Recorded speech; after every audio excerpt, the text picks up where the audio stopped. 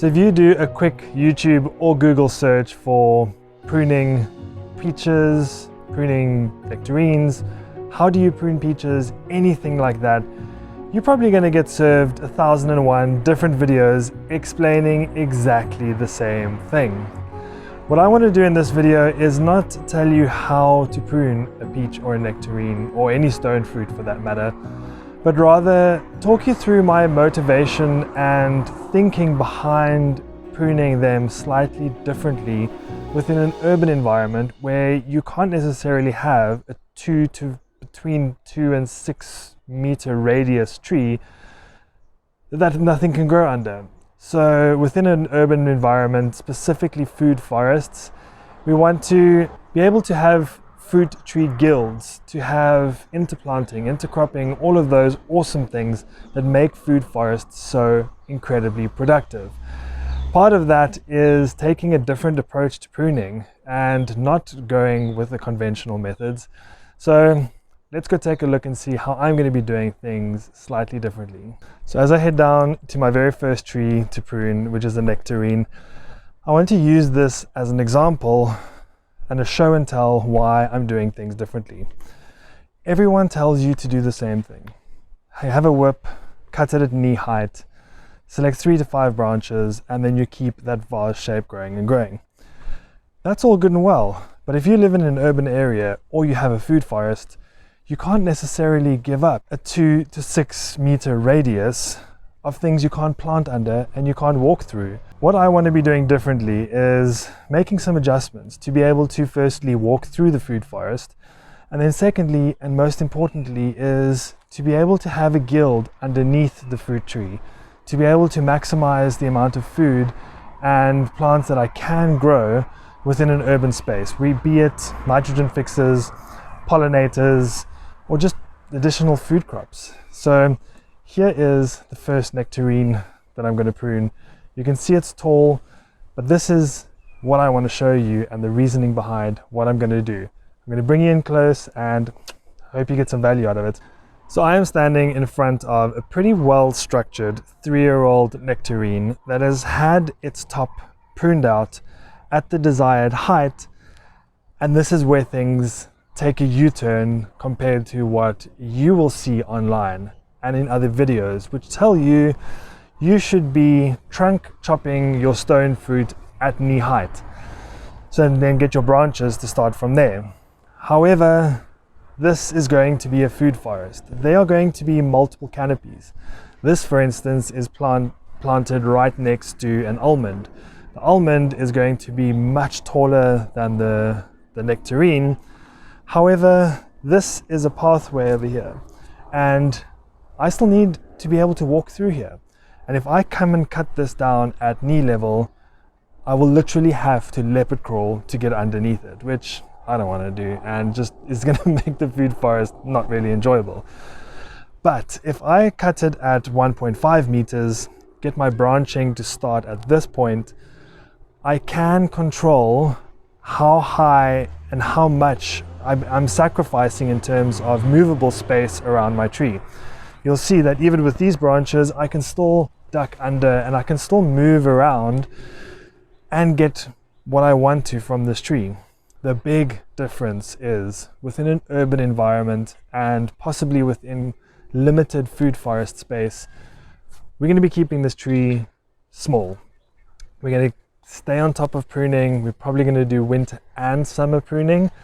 And what we are doing is we're not looking for the massive yields that farmers and orchard growers are looking for. We're just looking for a modest amount of fruit that we can enjoy at home without having to buy ones that have ripened on the transition from who knows where.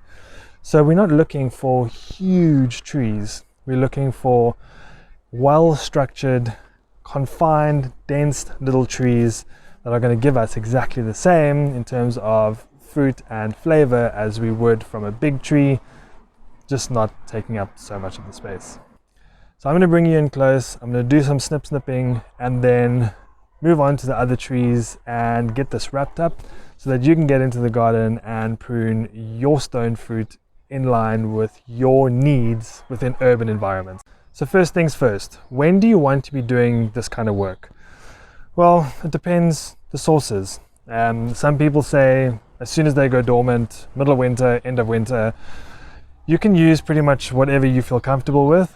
Me personally, I prune as soon as the buds start to swell. You can also prune them all the way up until blossom point, but I don't want the tree to be putting energy into pushing blossoms and then pruning when that energy could have gone into the correct branches and blossoms in the first place. So as the buds start to swell, that's when I like to come in and do the necessary cuts to give it the structure that I'm looking for. So what I'm looking for is that 3 to 5 branch structure. Within urban environments, we are looking for, on the lower side, 3.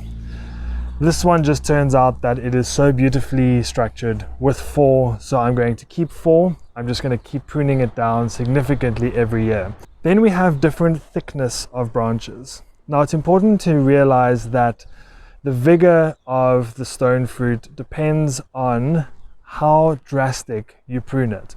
So this very thick branch in front here, one would assume cut this one back hard so these can catch up. No, the thick one, we want to leave as much of it as possible, and the small ones on the sides, we want to come down and prune these really hard to stimulate lots of growth so that these small ones can catch up with the big ones. And then obviously anything facing in, facing down, take those out. So before we get to the actual snipping, I just wanted to show you something that's quite important, and that is explaining the buds. So what we have is, on the outsides, we have 2 fruit buds, which are slightly more plump and round, and in the middle, you'll see we have a vegetative bud. Now what will happen here is that middle one would turn into new growth, and with time, those 2 on the sides would then turn into fruit. So we are looking for buds that are rounder with a middle sharp pointy one. What we are not looking for is something like this. You can see that is a nice swollen round plump bud. That is a flower and fruiting bud. It's not a vegetative bud. This is not going to give us the growth that we want. So if we want to get growth, we're going to have to move down slightly towards this sharp pointy one, cut slightly above that, and that's going to give us the vegetative growth we want to build the structure of this young tree. So now for the actual pruning. Get a nice sharp clean pair of secateurs, and what we're going to do is, this one is pointing inwards, we're going to remove that. This one is also pointing inwards, so we're going to remove this one, and then we're going to leave this, because remember what I said, we want to keep as much growth on this with the growing tips to actually slow down the growth. And then these we want to prune down hard. This is our strongest branch by far, so we're going to leave this one. This is our second strongest branch. So we're going to look here for a vegetative bud, and I'm going to prune it quite high, 45-degree angle cut. And this one is not as aggressive towards the bottom, so it's going to put out nice new growth. It's not going to be radical. These 2, however, this one over here is by far the weakest, so I'm going to cut this one down all the way at the bottom. This one I'm going to go slightly higher, basically in between this one and the bottom one, so that we have the balance of where we want the energy to go in the tree. So this one I'm going to take off over there. So before I get to this tree, I wanted to show you what I mean by a guild underneath the fruit tree. This is an interplanting of, there's nasturtiums, there's a rutabaga, cabbage, beetroot, onions. There's a whole bunch of stuff planted underneath this. Now if we chop this tree at that point over there and that growth starts there, we're not going to be able to grow anything underneath it. And that is why I'm doing things differently. We're still going to have the strength, but we can grow all of this amazing food underneath the tree. So if you have a look at this one, it's a bit messy, and it's a really good example for us at the moment. There's one there, 2 at the back, 2 up here, there. It's a little bit of a mess. And if I show you from the top, you can see there are branches all over the place. Now what we're looking for is 3. I'm going to select this one over here, that one, and that one. You can see that one there, this one, and this one is going to give us a really good shape. And my reasoning behind it is that branch can go off towards the back at the asparagus bed. That one is going to go out towards that side, and this one is in towards the camera.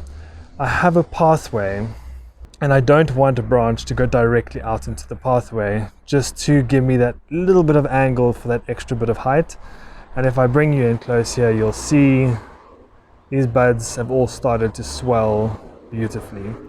So let me cut this tree and I'll do another top angle for you so you can see the difference.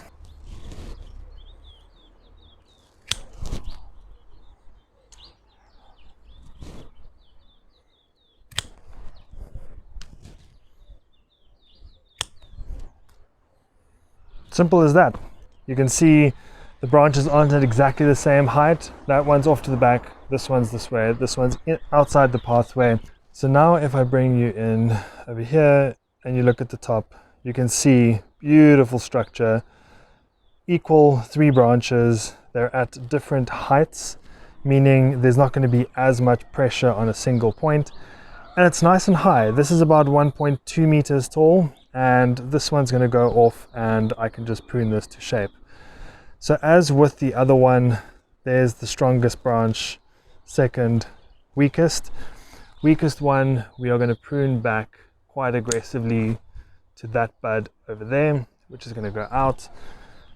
Now if we have a look at these two, they're both stronger than that one, but neither of them are actually completely dominating. And within the small space, I don't want such a long branch and it only forking up at the top over here.